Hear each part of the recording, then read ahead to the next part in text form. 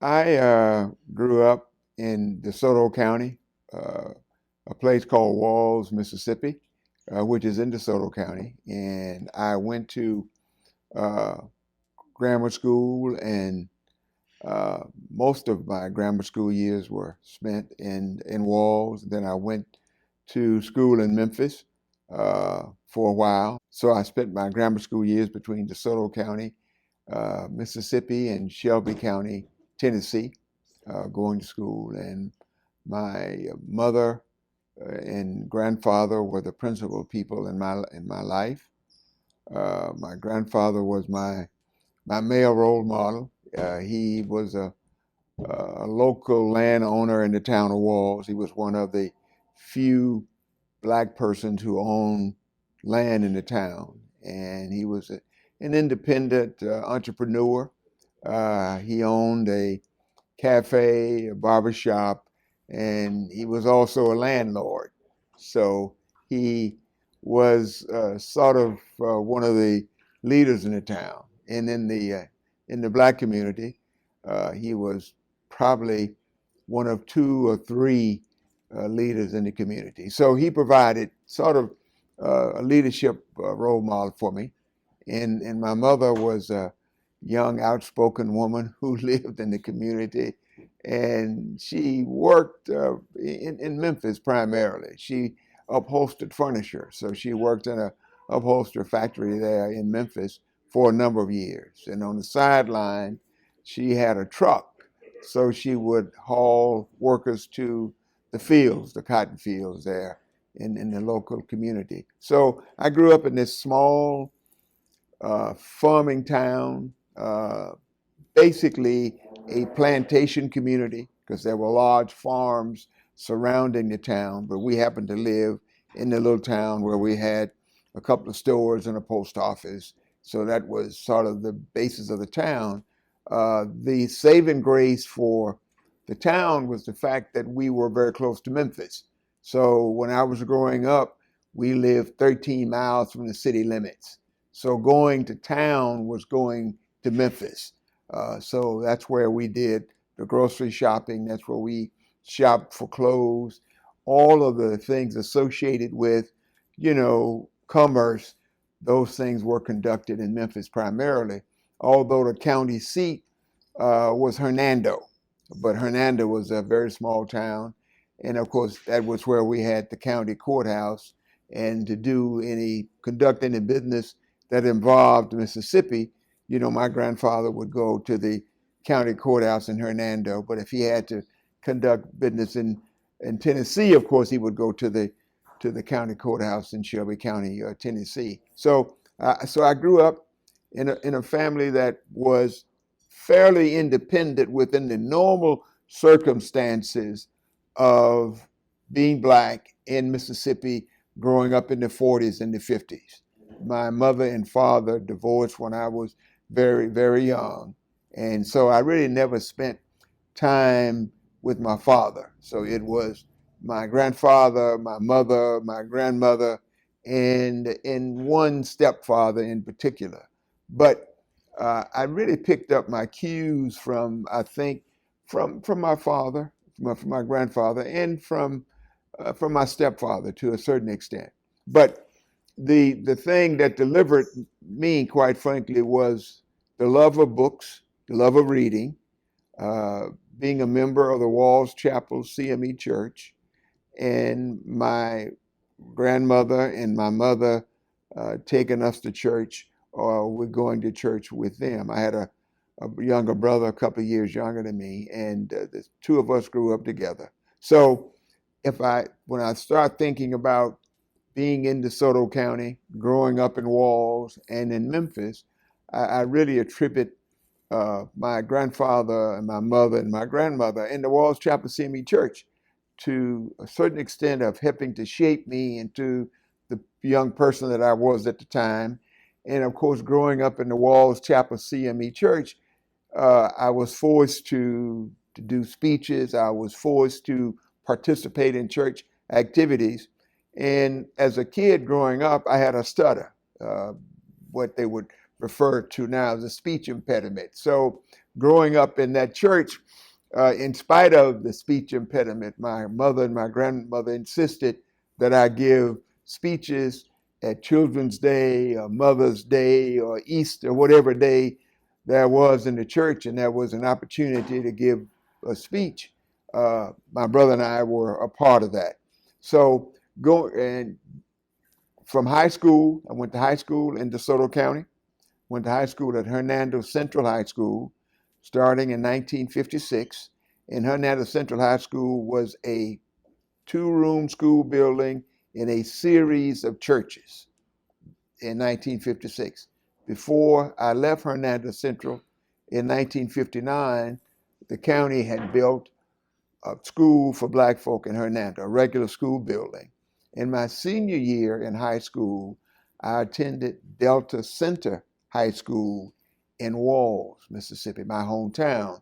So the good citizens, the good white citizens of DeSoto County, built a school for blacks in Hernando, the county seat. They built a school for blacks in Olive Branch, and they built a school for blacks in Walls. And so because I was riding the bus from Walls to Hernando, of course, I went to school my senior year at Delta Center. So I was involved in high school activities. I played on the basketball team, did stuff like that. But I was really, my experience at the Walls Chapel CME Church really had sort of driven me toward leadership, because before I graduated from high school in my church, I was assistant superintendent of Sunday school, and I was also a Sunday school teacher for the young adults in my church. And in high school, I was president of my class. I was president of the freshman class, sophomore class, junior class, and then my senior year at Delta Center, I was president of the student council. And so my movement experience actually started in high school before I came to Rust. In high school, as president of the student council, we protested at the school around the fact that, number one, we didn't have any Negro history books in the library. Number two, we had too many faculty advisors on the student council. The principal was trying to control us, so he had 4 teachers as faculty advisors trying to control us in this community, because we're talking 59, moving into 1960, and there was civil rights activity in Memphis, but nothing in this small town, the small farming community, because there was nothing to integrate in Walls. We didn't have any cafes, we didn't have anything like that. So I got involved with trying to remove some of the faculty advisors from the student council, which was one of our issues. Negro history books was the other issue. And the third issue was the major issue, quality of food in the cafeteria, which is always a good one. So I led a boycott of classes during my years as student council president. And so when I came to Rust in 1960, I had some movement experience, and I had several teachers from Rust who were graduates of Rust. And so I was influenced more or less by them. I had one teacher in particular, a Reverend Burton, who by chance happened to had a sister who was on the faculty here, who was the art teacher. But our teachers took us to several different schools. So we went on a field trip we came here to Hollow Springs, came to Rust, went across the street to Mississippi Industrial College. This was like the high school days for these. I went down to Mississippi Valley State University, that was called Mississippi Vocational College at the time. And then I applied to Tougaloo, and I applied to Morehouse.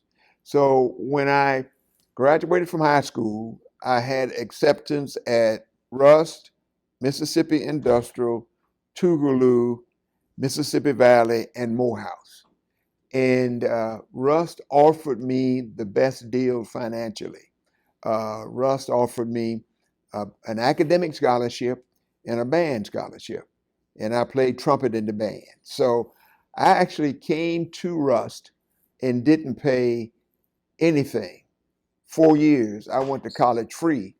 And so my grandfather and mother said, you got a full scholarship at Mississippi Industrial, got a full scholarship at Rust, and you got a partial scholarship at Mississippi Valley, partial scholarship at Tougaloo, and a partial scholarship at Morehouse. So my mother and grandfather said, it's a no-brainer. You got a full ride to Rust. So I came here. I'm the first person in my family to graduate high school, of course, and my mother was a 10th grade scholar. My grandfather was a 4th grade scholar. So came to Rust. And I had my freshman year here at Rust. I was elected freshman class president and during the middle of the first semester, went to a meeting of leaders on the campus, because the year before I got here, there had been some discussion about civil rights activities, some discussion about boycotting the local theater, et cetera, et cetera. So I was a part of the leadership team. So I got involved as a freshman. And during March of 1960, we boycotted the local theater downtown. And from that, I got involved in voter registration through the activities that we were sponsoring on campus. And so then between 1960 and 1962, I met Bob Moses, Aaron Henry, Medgar Evers, Frank Smith Jr., and a lot of other people in SNCC. So between 60 and 62, my life was transformed. I mean, I got involved in the movement, got involved in voter registration through primarily with the NAACP.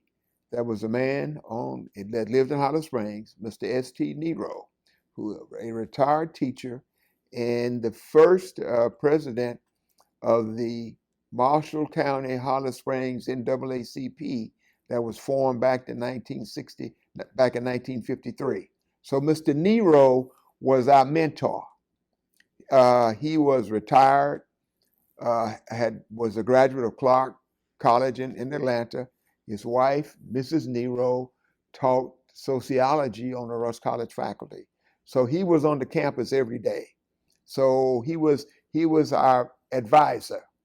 So we formed the first college chapter of the NAACP in February of 1962. Medgar Evers came to the campus and installed the officers, and I was the president of the NAACP on the campus. And then it turns out that Aaron Henry's brother-in-law, Merrill Winston Lindsay, was the college chaplain and the pastor of Asbury United Methodist Church. So in 62, Reverend Lindsay ran for the U.S. Congress from the 2nd Congressional District. He challenged Jamie Whitten. That same year, Reverend R.L.T. Smith ran for the U.S. Congress from the 4th Congressional District. And this was, the two of them, Reverend Lindsay and Reverend Smith, were the first Black folk to run for the Congress since Reconstruction. I mean, that was the big deal. And this was a scheme developed by Bob Moses, to increase voter registration. So Reverend Lindsay, and so Aaron Henry was Reverend Lindsay's campaign manager. And of course, Aaron Henry at that point in time was state president of the NAACP because he had become state president in 1962. So Lindsay and Smith married two sisters. So they were brother-in-laws. And so Aaron came to the campus often. So I got to know Aaron through, of course, the NAACP, and even better through Reverend Lindsay. And Reverend Lindsay's daughter was my classmate here at Rust. Did the Rust student movement form in a homegrown way, or did you take for your inspiration some of the other movements that had been breaking out across the South? Well, it was a combination. of activities going on in other places. But when I arrived here in the fall of 1960, there had been some movement activity, at least some discussion of movement activity on the campus at Rust. And like the students at Rust, I'm sure because we were so close to Memphis, so our television stations were based in Memphis, our radio stations were based in Memphis. So we got our news from Tennessee. So we knew there was activity in Memphis and there was activity in Nashville in particular. And of course there was activity in other places, but in terms of if there was any modeling per se, it was based upon what was going on in Memphis. Because if I go back to my high school, the 1959-60 school year, I mean, the principal was uptight about activity at this country school because he knew what was happening in Memphis. So, but there was nothing to integrate in walls. There was nothing to do in walls in particular. But Memphis was the place. I mean, it was the urban center. That's where we got. That's where we, that's where we got our news from. So here in Holly Springs, 59, and then moving into 1960, they clearly had started formulating some plans. So there was a guy named Willie Peacock, Wazir Peacock, who was here at Russ when I got here. He was 2 years ahead of me. And Peacock was a part of that group with Baines and others who had been talking about civil rights activity in Holly Springs. So it was based in Holly Springs, homegrown. And when I got here in 1960, Mr. S.T. Nero was already here. And remember now, there had been the formation of the Holly Springs Marshall County chapter of the NAACP in 1953. Now, how much above ground it was, I don't know. But Mr. Nero was president, so that means that people were registering to vote in Marshall County and Holly Springs.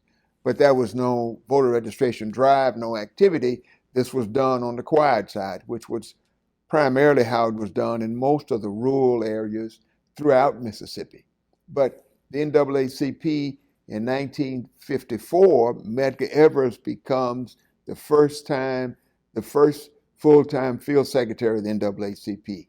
So from 1954 moving forward, the NAACP takes on a different role because Medgar Evers began to form and establish chapters of the NAACP throughout Mississippi. So that activity, and I just happened to arrive at this place at the proper time. I mean, I really should have finished high school in 1958, but I went to a country school that put you through different grades and status. So I arrived here as a 20-year-old freshman. And then that was the beginning of activity really across the country. So between 1960 and 1964 were just the dynamite years in the movement in the South, but in Mississippi in particular, in the central role that Medgar and of course Murley too played with the NAACP. So I had the opportunity with the formation of the chapter in 1962. And remember, prior to 62, we were engaging in voter registration activity. We didn't know exactly what we were doing in terms of being scientific, but we were knocking on doors. So between the 1960 and 62 was the first time in the history of this county, of this town, of this area, that black folk were going door to door trying to register folk to vote. Because was there any concern or fear? Of course, there was great fear. Doing this in public. That was great fear. But on the other hand, we were aware that voter registration was going on in other places because by the fact that Aaron Henry was here, his brother-in-law was here, and Mr. Nero was here. So we had these leaders who were encouraging us. And then we were brave enough. I mean, it was the people in my class, the class of 1964, we were the people who were knocking on the doors primarily, and we were really the leaders, the folk in my class. In fact, I style ourselves as the greatest class in the history of Russ College. But And now we have that on record. yeah, and now we have, hey, yeah, because we keep repeating it. I mean, that's the key. You have to keep repeating it. But we were involved in activities. So the NAACP campus chapter, we got involved in voter registration. We got involved in a speakers bureau. And when Frank came to town, Frank had a snake car. So we had the snake car, we had Mr. Nero's car, and we had the car occasionally of a couple other faculty members. So not only could we go to the varying churches with the Speakers Bureau, we could actually go in the community and pick up people and transport them to the county courthouse. And that had never, ever been done before. And we started that between 1960 and 1962. So if you look at the Mississippi movement and you think about 1961 and you think about the McComb Project, so it's important in the Mississippi narrative to remember that in 1954, McLemore Evers was the first permanent full-time field secretary in NAACP. That's important within the context of movement history in Mississippi. It's also important to remember that Bob Moses and that group in Macomb in 1961 started the McComb Project. What was the McComb Project? McComb Project was a voter registration effort started by Bob Moses and Hollis Watkins and Curtis Mohammed and Marion Berry and Reggie Robertson and Chuck McDew, all of the legends of the civil rights movement, because a lot of those folk had been freedom riders. So a number of the freedom riders went back to wherever they came from, but a number of them stayed in Mississippi, and a lot of them went to Macomb. So they started this voter registration project. And emerged out of the Macomb Project in 1961, it's been described as two schools of thought. There was the voter registration effort that was advocated primarily by Bob Moses. And then there was the direct action group that was primarily advocated by Marion Berry. And the direct action group was the group that wanted to integrate the bus station, wanted to integrate the lunch counters in Macomb. And of course, that aspect, that wing appealed to the young people. So if you listen to Curtis Hayes Mohammed or Hollis Watkins or Robert Talbot tell that story, they were excited about the fact that they could integrate the bus station or integrate the library or integrate a restaurant.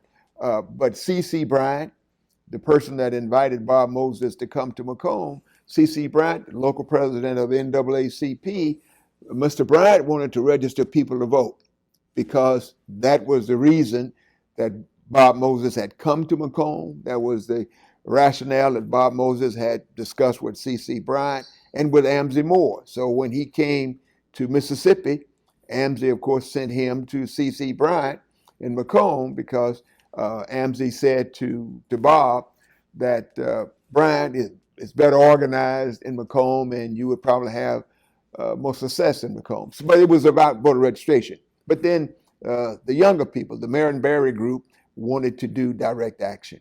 So the Macomb Project then was centered around voter registration and direct action. But the important thing is this, is that Macomb was the systematic, sustained above ground movement in Mississippi. Now, March of 1961, the Tougaloo Nine was one of the first public protests in the effort of those 9 students from Tougaloo College trying to integrate the public library in Jackson. But of course, now you know that prior to the Tougaloo Nine, there was the wade-in Biloxi. Dr. Gilbert Mason Sr. So if you look at the Mississippi movement, the Wade-in deal was an episodic thing. I mean, it was not something that somebody was organizing around every day, but it was splashy. It was courageous because they were trying to integrate the beaches in Biloxi, correct? But on the other hand, Macomb was sustained. The library protest was episodic. I mean, they went to the library to integrate the library under the leadership, of course, of Medgar Evers in 1961. But that was an episodic event. But Macomb was sustained. It was organizing on the ground. So that's why it is important within the Mississippi narrative. The other events, in one sense, provided some backdrop for what was happening in Macomb. But Macomb, with the door-to-door community organizing, getting people in the community involved in voter registration and in the direct action in the protest, and of course out of Macomb. So if you are tracing the history of the Mississippi movement between 1960 and 64, Macomb is important, the Macomb Project, because from Macomb, SNCC goes to Hattiesburg. SNCC goes to the Mississippi Delta. In the Delta, you got what? Fannie Lou Hamer, you got Wazir Peacock, you got Sam Block, you got all those folk that constitute, some of the local leadership as a part of SNCC. So if you talked about what happened later, if you talk about the Freedom Vote campaign, if you talk about the Lindsey Smith campaign for the Congress, you go back to Macomb. You go back to what happened there, because then that provided. And then if you talk about Macomb, then you talk about COFO. You talk about 1962. You talk about Medgar Evers. You talk about Bob Moses. You talk about Dave Dennis. You talk about COFO, and then COFO provides the umbrella. What does COFO stand for? The Council of Federated Organizations. So COFO becomes the organization that provides the umbrella, where SNCC and the NAACP and CORE primarily, and at least name-wise, the Southern Christian Leadership Conference, SCLC, was part of the umbrella, but it was really SNCC, NAACP, and CORE, with the presence of Dave Dennis and Medgar Evers and Bob Moses, and then after the assassination of Medgar, of course, Charles Evers, his brother, came back to Mississippi. But so the Macomb Project is central to what happened in Mississippi moving forward. So in the history of the Mississippi movement, because some of the names that I mentioned are people who played major roles later on in SNCC and in the movement, not only in Mississippi, but across the country, because at one point Charles Sherrod was there. And Charles Sherrod left there and went to Southwest Georgia and started, the Southwest Georgia Project. So you have just a combination of people who were doing a variety of things after that. Was there any resistance on campus to when SNCC people came in? I mean, you're an NAACP person. What was the response of people on campus who have been active in getting this movement started when it started kind of accelerating a little bit and people came in from other places? Frank Smith came to Russ during the summer between my sophomore and junior year. So I came back from working in Memphis during that summer, and Frank was here. Frank was really embraced by the president, Dr. Ernest A. Smith. So none of this would have happened without Dr. Smith's blessing. And Frank had established an office on campus. In fact, the lady who was the dean of students, a Miss Nicholson, was so much impressed with Frank, she gave Frank an office in one of the girls' dormitories. and that was unheard of. Back in that day, you didn't have no mingling of boys and girls on a black college campus. Not in 1962. That didn't happen. So Frank was embraced by the administration, by Dr. Ernest Smith, and I guess if there was any pushback, it was probably from faculty members, those who were not active in the movement, who had some concerns. But I remember one of my college roommates, Dr. Raymond Davis now, who lives in North Carolina, said to me, he said, Mac, he said, man, this guy Frank has come back, man. He's taking over. I said, what you mean, Raymond? He said, man, he said, Frank is doing this and Frank is doing that. So that's when I met Frank. And, Frank is a charmer. Frank is a talker. That he is. So He is so both a charmer and a so talker. so I was I was drawn in almost immediately. This guy, and he had a car. So he had a slick car. So we became fast friends. So the idea of the Speakers Bureau was something that Frank was not here that long, but that was part of what we developed, because we would go to the churches on Sundays. We would go to a lot of the churches on Wednesday evenings doing the Bible study and midweek service to do voter registration, and this was after I had actually been to a voter education registration workshop in Dorchester County, Georgia, sponsored by SCLC. But that's where, in 1963, later on, through the NAACP, but primarily it was SCLC. Uh, uh, at Amzie Moore's house, we left and went from Amzie Moore's place to Georgia. And when we got to Georgia, Andrew Young was conducting the workshop along with his late wife Jean Young, Dorothy Cotton, and Hosea Williams was the principal speaker. He was leaving the federal government at that time and was becoming a part of SCLC. And on that bus ride from Amzie Moore's house to Dorchester County, Georgia, I met Fannie Lou Hamer.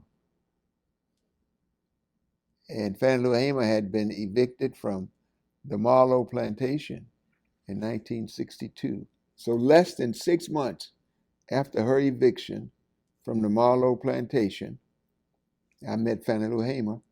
And when we got to the workshop in Georgia, we, of course, we introduced each other, et cetera, et cetera, et cetera.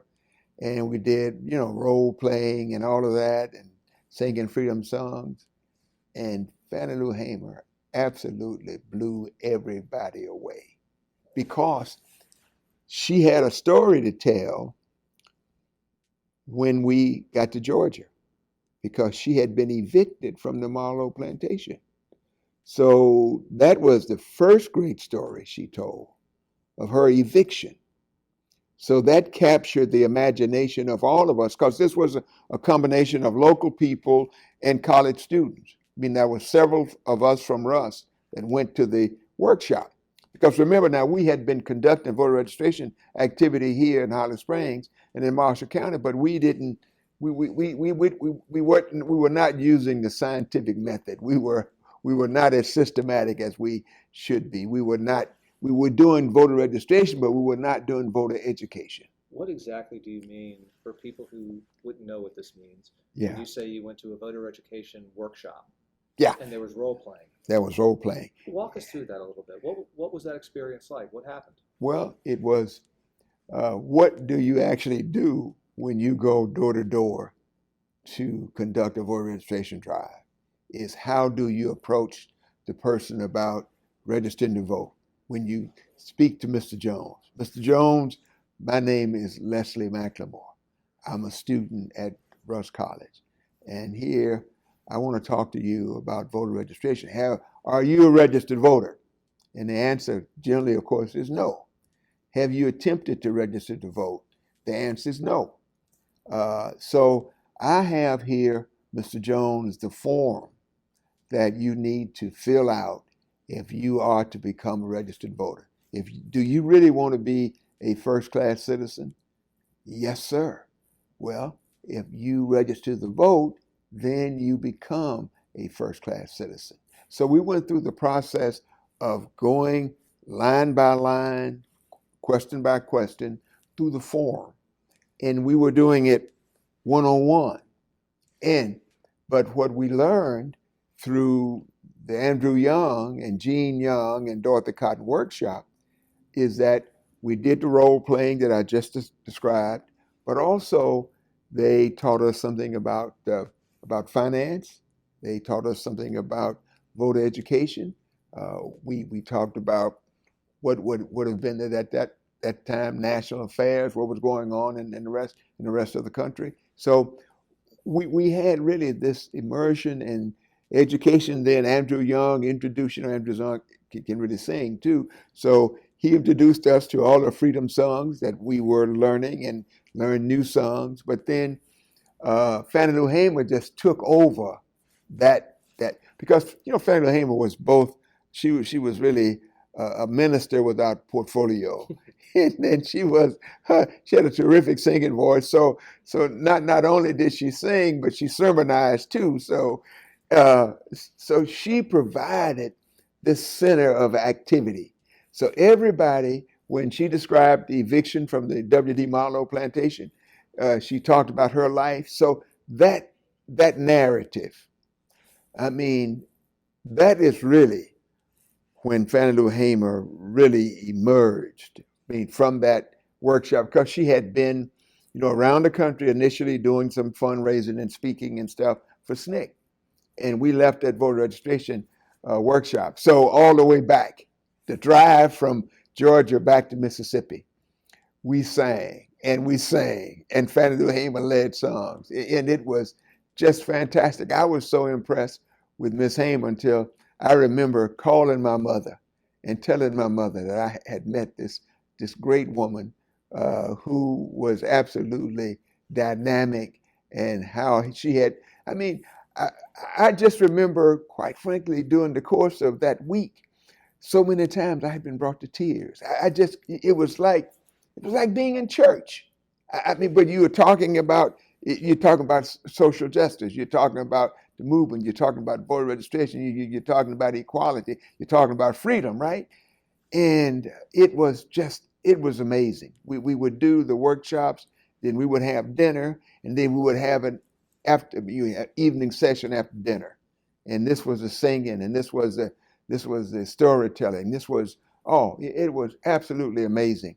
So you can imagine that when 4 or 5 of us from the college got back, we were reinvigorated because we, started doing voter registration in a much more holistic fashion, because we were registering people one by one, going door to door.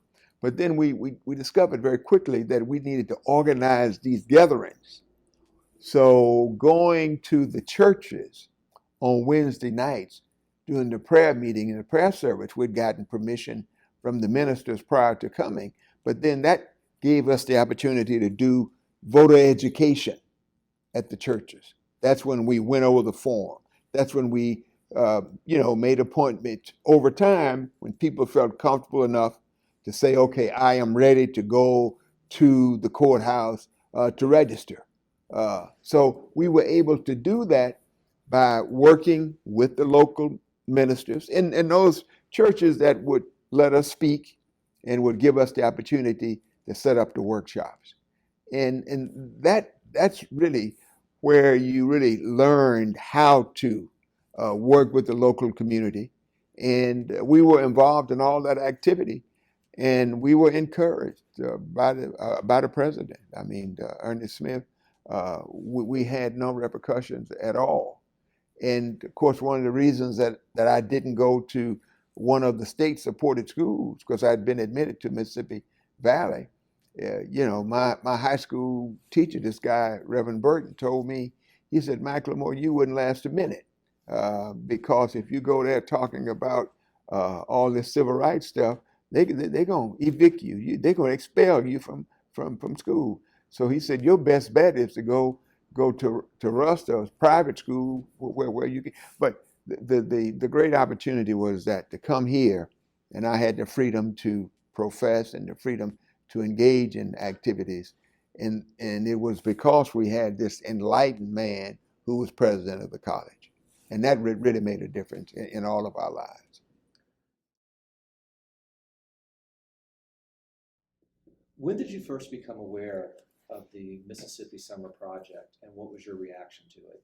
Well, after the 1963 Freedom Vote campaign, because the Freedom Vote campaign laid the immediate foundation for Freedom Summer, for the 1964 Summer Project. And I was involved here in northern Mississippi in helping to get people voting for both Aaron Henry for governor and Ed King for lieutenant governor. So the Freedom Vote campaign provided, of course, a venue, an occasion for activity by all of us who were involved in the movement here in Holly Springs and at Rust. And then there was a core of us, the Speakers Bureau people, the NAACP people type, all of us were sort of the movement at Rust. It was not like we had everybody in the student body involved in the movement. That was far from the truth. But the core of us who were involved in NAACP, the Speakers Bureau, and then gravitated, much more towards SNCC toward the end. And we were some of that core group of us, the guy that I mentioned earlier, Dr. Raymond Davis. We were invited to a SNCC meeting in Greenville in the winter of 1963. And at that initial meeting of all of the SNCC people in Greenville at the Catholic church there in Greenville, that was when I was a part of the first big debate or discussion about whether or not we should engage in the 1964 Summer Project. I remember that meeting. That was Howard Zinn, throw out a name here and there. So there were just a variety of people there. And it was, as I recall, a 2 or 3 day meeting. And because we took food there at the Catholic school in Greenville, and we, lived in the community. So that's when we had really the initial long-term conversation and debate whether or not, people, whether or not we should invite the student, whether or not it ought to be sponsored. And of course, you know that a lot of the homegrown, homebred Mississippians were against the 1964 Summer Project. I know in particular now, Hollis Watkins was one of the persons against the 1964 Summer Project. Wazir Willie Peacock was against them coming to Mississippi. And of course, the rationale was that they would overshadow the local leadership because they were concerned about really what had been done already, what was going on, and that we had made some strides in getting people registered to vote. And so local leadership, because people were working with the local leaders. And Fannie Lou Hamer was one of the persons who clearly wanted to invite the students to come to Mississippi to be a part of the summer project. So you had varying views. And obviously this was an idea that Bob Moses had been kicking around. Bob Moses came up with. Bob Moses was clearly the visionary in a whole lot of ways. And quite frankly speaking, I think Bob's idea, Bob's convincing argument of what it would do for Mississippi, what it would do for the movement, the publicity that we would get, the buy-in that we would get from the nation at large if we had some of these white collar students coming to Mississippi who were well connected because their families were in authority in different places, but they came from all over the country. So the argument made by Moses obviously prevailed in the final analysis. And so the summer project provided the possibility of local leadership meeting and working with these college students from across the country. And then the projects that Bob and the local leadership had identified, voter registration, the community centers, the freedom schools, all of those projects had a tremendous impact in terms of moving, the movement forward. And also, we were introduced to so many other people who were central to what was happening, not only in Mississippi, but across the country. Because all of the civil rights heavyweights ended up coming to Mississippi, and out of the activity, clearly the institutionalization of the freedom schools as a part of the summer project. The sort of the brainstorm of Charlie Cobb had a tremendous impact. So the freedom schools really turned out to be, one of the long-lasting impacts of the freedom of Freedom Summer, because of not only did the freedom schools provide an avenue for the young people, but so many of the adults got involved in the freedom schools. So this idea of whether or not pro or con Freedom Summer was one of the sort of the great debates in the freedom struggle, because it provided an avenue for development across the board. And then if we think about it in a very serious way, when SNCC began to organize in Mississippi, SNCC had the good sense to tap into the local leadership. And just think, going back to 1954, this local network, this local leadership had been developed by the NAACP and Medgar Evers and Aaron Henry and all those people who were in the leadership of the NAACP. So when you mention the Steptoes and the Amzie Moores and the C.C. Bryants of the world, these people were a part of the local NAACP. So that network was there. So when the young people came to Mississippi to work on the 1964 Summer Project, they lived in the homes of so many of these people who were a part of the NAACP network. So the very foundation of Freedom Summer goes back to the groundwork that had been laid by the NAACP in terms of local leadership. So in a very real sense, some of the people were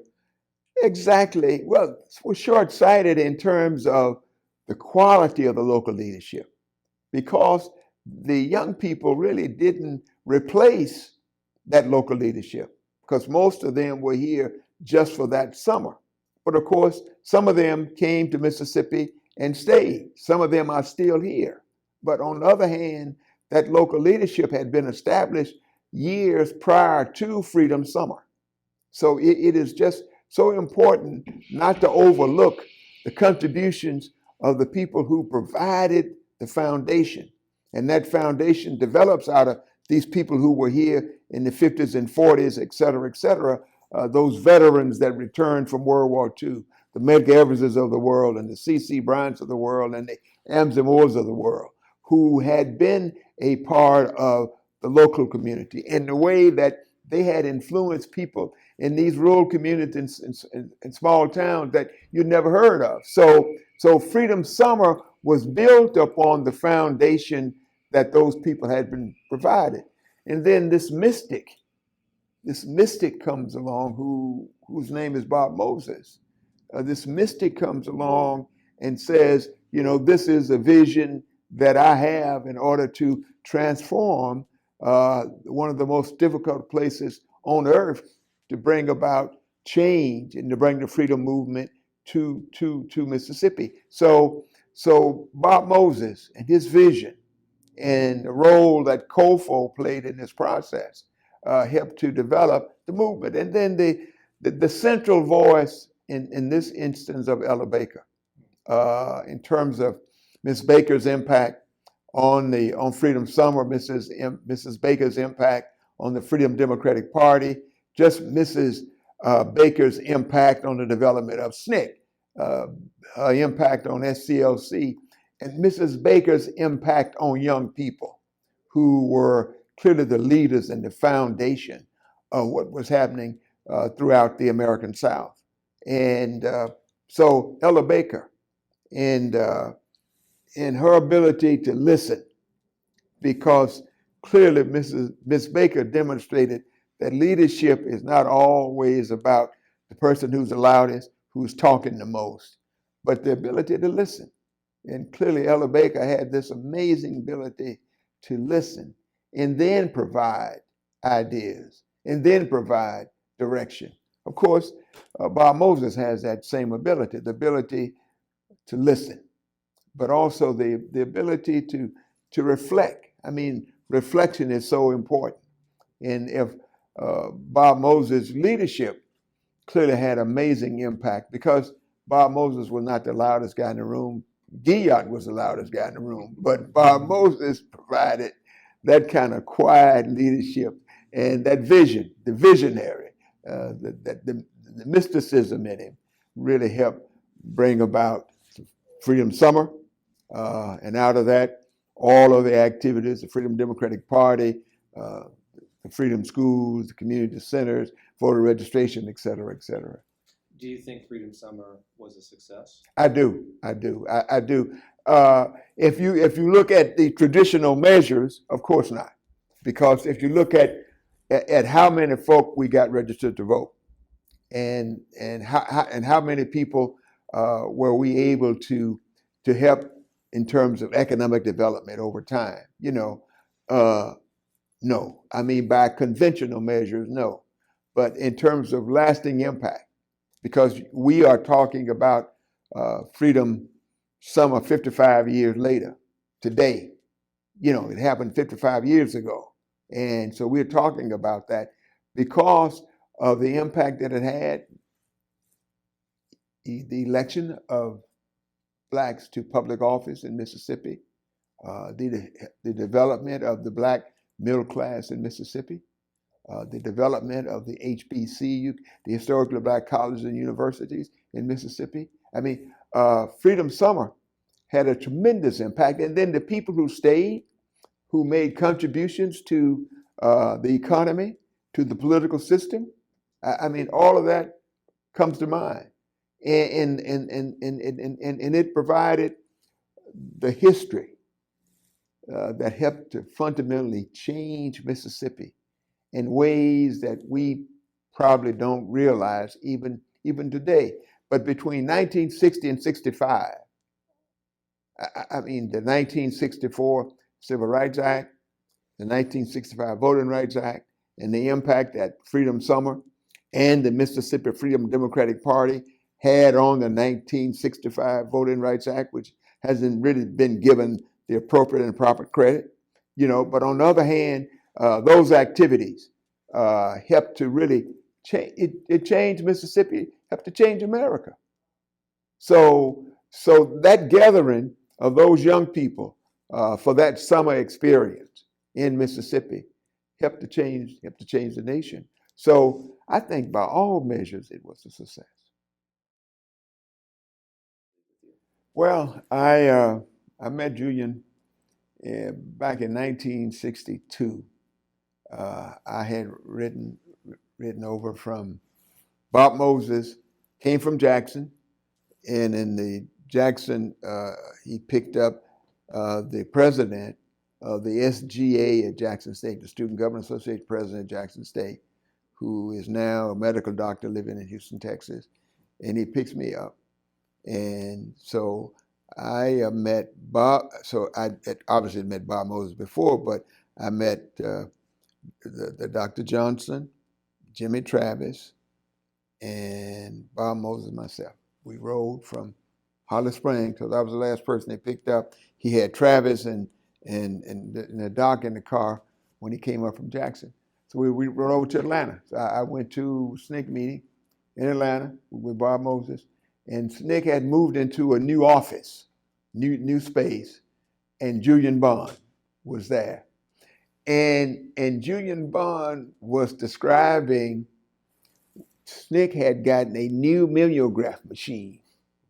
You know, the duplicate. Yeah, oh yeah, absolutely. SNCC had gotten a brand new mimeograph machine to duplicate because Julian. Yeah, there you go. So that's when Julian got up and was talking about how this new mimeograph machine was so much faster than the old one, and how many copies they could produce at such a speed. So he explained in some detail about this new gadget that SNCC had gotten. So that was my first sort of real introduction to Julian.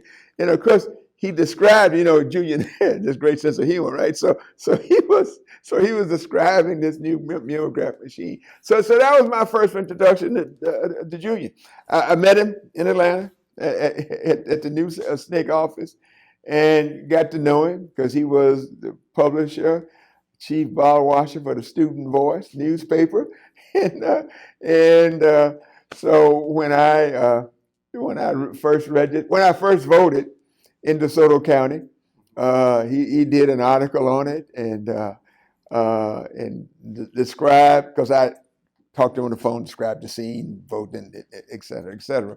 But so I really got to know Julian, and we were about the same age, and I was a student here at Rust, and I don't know, we just became fast friends, and would often see him clearly at all the gatherings, and we were political junkies. Julian was one of the few people in SNCC who really had a real interest in politics. I mean, if you think about all of the people that SNCC has produced, there hadn't been a whole lot of us who ran for public office and won, actually. But there was this sort of what I have described as the political wing of SNCC, and that political wing is a very small wing. Charles Sherrod was on the city council in Albany. Frank Smith was on the Board of Education in the city council in Washington, D.C. Of course, Julian was in the state legislature. John Lewis was on the city council, then of course became congressman. I was, on the Jackson City Council.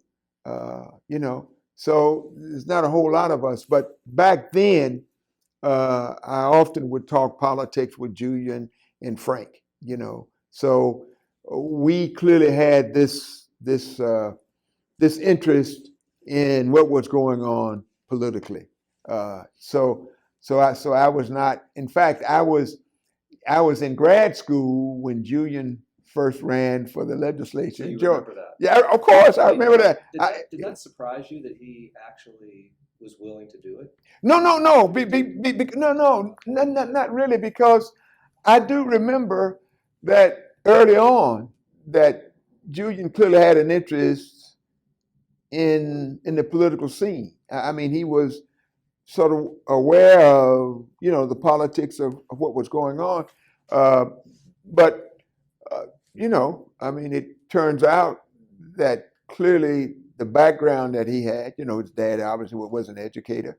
And during the time when Junior was running for the legislature, I was a grad student at Atlanta University, and I was a research assistant for Horace Mann Bond, Julian's father. Sure. I worked for him, and I got so much per hour. I mean, I was in political science, but he was in the College of Education. He was dean of education at Atlanta, because he had been at one point president of a couple of colleges, but then he was a professor at Atlanta University. So I worked for Julian's father, and then I worked some in Julian's campaign. Oh, you did? Yeah.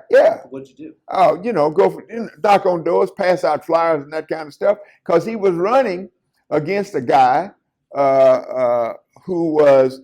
We had a guy on the campus who was dean of men at Atlanta University at one point, who was also involved in politics. But I was there when Julian first ran, for the legislature. And I did the kind of things that you can do as a graduate student. I mean, on the weekends, I could knock on doors, I could pass out flyers. It was not like I was, making any decisions, but I was involved in the campaign. And clearly it was an exciting period. But, Julian, in the tradition of the great political leaders, not only was Julian a politician, he was a pundit too. Julian had the ability to analyze what was going on as well as get out there and do it. And of course, he had this charm and articulate and witty and all of these things that you actually need to be an effective political leader.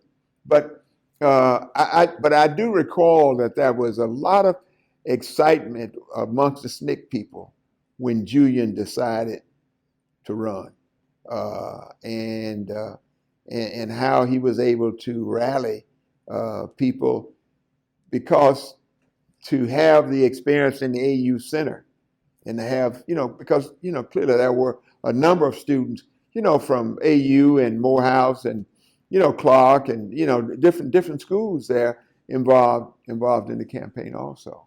Yeah. But I just have fond memories of Julian as this, from the 1968 convention in Chicago. Julian's name becomes, was a novelty, right? But he becomes a national figure. His image is all over the country, and just how, Julian was just very articulate, and he was clearly very thoughtful, and he was handsome. So he had an appeal that too much so. Yeah, right. So he had all this stuff going for him. So he was just really a natural, and then Julian was one of the few people, I think, as I reflect now, if you wanted to draw an audience, Julian was one of the people that could attract a number of people, and he often came to Mississippi, and he was clearly beloved by a whole lot of folk in SNCC. How important do you think the student voice was to the movement? Extremely important. I think the student voice connected the communities in a way that we had never ever been connected at all, because if you think about the expanse of the movement, SNCC had projects in Georgia, SNCC obviously had projects in Mississippi, SNCC had projects in Arkansas, and for a time some stuff in Louisiana, but primarily Arkansas, Mississippi, and Georgia, and we could get the student voice, and we could learn what was actually happening in Southwest Georgia. We got the details. We got we got the coverage. And then the field reports that some of the SNCC field secretaries were writing. I mean, nobody has really done any kind of comprehensive piece on this, but if you look at some of the field reports that were written by some of the SNCC field secretaries, it's some of the best description of what was going on in local communities than you would ever get. I mean, there is nothing like it for that brief period of time. What was happening in Arkansas, what was happening in Mississippi, what was happening in Georgia. I mean, it's unprecedented. And no one has really devoted like a book length to looking at the field reports and descriptions. But that would be one hell of a manuscript. Some PhD student probably ought to, and I'm sure at some point some PhD student would do it. But well, this is your public service announcement. You're right, but really, I think if you look at some of the stuff that Charles Sherrod talked about in Southwest Georgia, even for the brief time that Frank was here, I mean, in the book Jacob's Ladder by the Atlanta, oh God, I can't think of his name right now, but the book is called Jacob's Ladder, Climbing Jacob's Ladder, and in some of the descriptions that they capture in there of some of the SNCC activity is very good. And then some of the publications of the Southern Regional Council, some of their publications occasionally had some of the field reports of the SNCC field secretaries describing the activities in different locales. And the student voice picked up some of that too. So the communications, the connections that the student voice provided. So then the student voice could inform people throughout the country because it clearly was the organ for SNCC. So if Fannie Lou Hamer spoke someplace or whomever spoke someplace, and Julian could capture some of the speech, and you couldn't get the in-depth coverage, in the Washington Post or New York Times, but you got it in the student voice because you got more detail, and that was the naming of names, that were the highlighting of the local people. So that was important. So it was an important voice in the movement. So it provided, I think, a way of connecting these communities in ways that movement communities had not been connected before, because the NAACP didn't have anything like that in Mississippi. CORE didn't really have anything like that in Mississippi. I mean, to equal what the student voice was doing. So it was an important voice, within the context of movement activities in the South. And then, of course, the Friends of SNCC groups across the country had access to the student voice. So it was important. I mean, Julian Bond was known in all these places because, Julian was large and in charge of the student voice. Yeah. And do you think the student voice helped connect the movement to national publications like the New York Times? Oh, absolutely. That Come on. Yes, you know that the journalists were reading the student voice. I mean, the journalists were talking to Julian Bond. I mean, Julian clearly had contact. Just think about the fact that he had inroads to the New York Times, the Washington Post, the Charlotte Observer. I mean, all of the newspapers, because Julian. I mean, just think about the internal. Just think about the internal influence in SNCC of Julian Bond and Jim Foreman. I mean, aside from Miss Baker, but just think about the presence, because Julian and Foreman were on the job. Ruby Doris, right? But Julian and Foreman were on the job. I mean, they were there. They were like 24/7. So with the publication and with the administrative acumen of Foreman, they had made inroads, because Foreman made obviously inroads to the foundations. Julian had inroads to the media, the TV stations, the newspapers. I mean, in a very genuine sense, the heart and soul of keeping SNCC as an organization function, and all the people, of course, who work with Julian and Foreman. But man, Jim Foreman was a damn powerhouse. Jim Foreman was absolutely organized. Jim Foreman had the ability to connect the dots in ways that a lot of people didn't have or don't have the ability to connect the dots. Just the inroads that they were able to make, because they were full-time. But not only were they full-time, they were brilliant. And that makes a real damn difference. You can be full-time and not have the brilliance that those guys had. And Ruby Doris and Miss Baker, and all these people. But I'm just simply saying that the centrality of the role that Julian and Jim Foreman played, and Miss Baker. But if you look at the SNCC hierarchy, of course, obviously the visionary of Bob Moses. I mean, Bob then becomes the guru. But without Jim Foreman and without Julian Bond doing what they're doing, the word that Bob Moses and what Miss Baker was doing, because they were able to capture that. And so in so many ways. So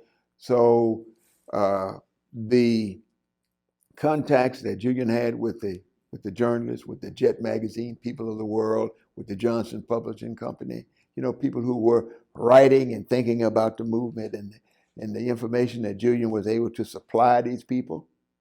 Because, at the height of the movement, the major publications had people day to day in Mississippi, in Georgia, in the South, in Louisiana. But then Julian and Foreman were connecting the dots. I mean, they were helping them understand what was going on in Arkansas, in Mississippi, in Alabama, et cetera, et cetera. They were doing that. And that's an important piece, because that's sort of behind the scenes stuff, but it's important if you look at the holistic picture of the contributions of SNCC as an organization. And those were really two strong voices within the organization. Well, why don't we finish up here by having you tell us what you think the legacy of Julian Bond was to that period of the Civil Rights Movement. I think Julian was a voice that helped to shape the contours of the Civil Rights Movement, because Julian was the day-to-day narrator for SNCC. Julian was the day-to-day narrator for what was going on in the field across the country where you had SNCC projects.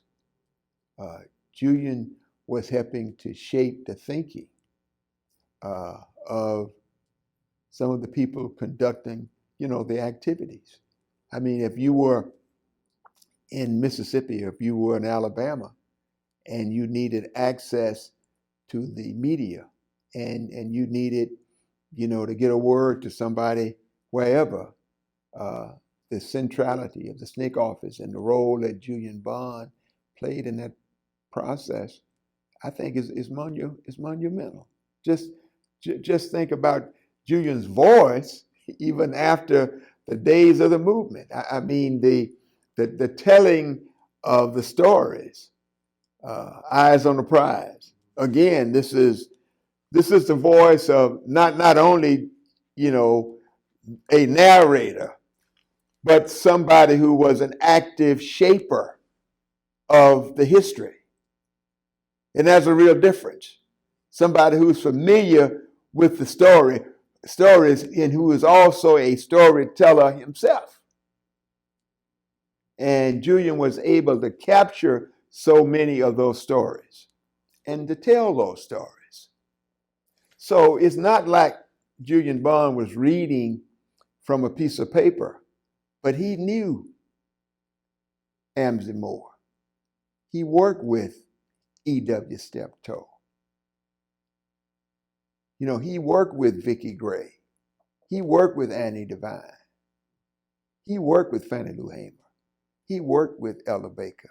So just the idea is that this man was in a position to provide and to share the movement experience with people outside of the movement and the people within the movement. So Julian's thoughtfulness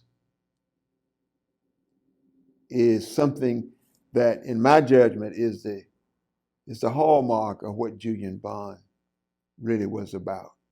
Julian was reflective and thoughtful and articulate. And that is a rare combination.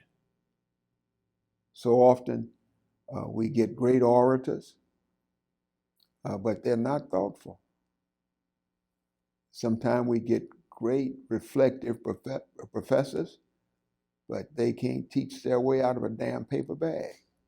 But on the other hand, if you can get a good college professor who is thoughtful and articulate and who will listen to what you have to say, that's a damn good professor. So Professor Julian Bond was a professor before he became a professor. And you know, if you did some psychological analyzing of this damn thing, just think who his daddy was, right? And the apple doesn't fall too far from the tree. But just think about the impact that Horace Mann Bond had, not only upon Julian, but all of those children.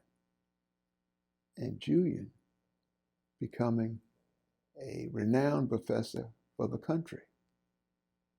So you know his father had to be more than proud that here's a guy who dropped out of Morehouse and who becomes a goddamn spokesperson for the movement and a professor teaching the lessons that his father had taught him. And if we really analyze these things, a lot of us, if we go back to our childhood and the influences. So one shouldn't be surprised because of Julian's upbringing, because of his experience, because of his parents, is that he had a tremendous impact on the movement. And then his folk had prepared him. You know, the Atlanta movement, the emergence of Julian, right? I mean, here is the son of a college professor. And not just a regular college professor. I mean, his daddy was very, very much involved and reflective and thoughtful. So he produces, it's not unusual, right? A son who is thoughtful and reflective and articulate. So the Julian legacy is there. Is that his voice, his thinking, his persona helped to frame and shape the American Civil Rights Movement. And then, of course, from that base, he goes on to become an effective spokesperson on social and political issues, a voice that people listen to. And he was a product of that environment. And thank God he was associated with SNCC, the Student Nonviolent Coordinating Committee. So what more can you ask for?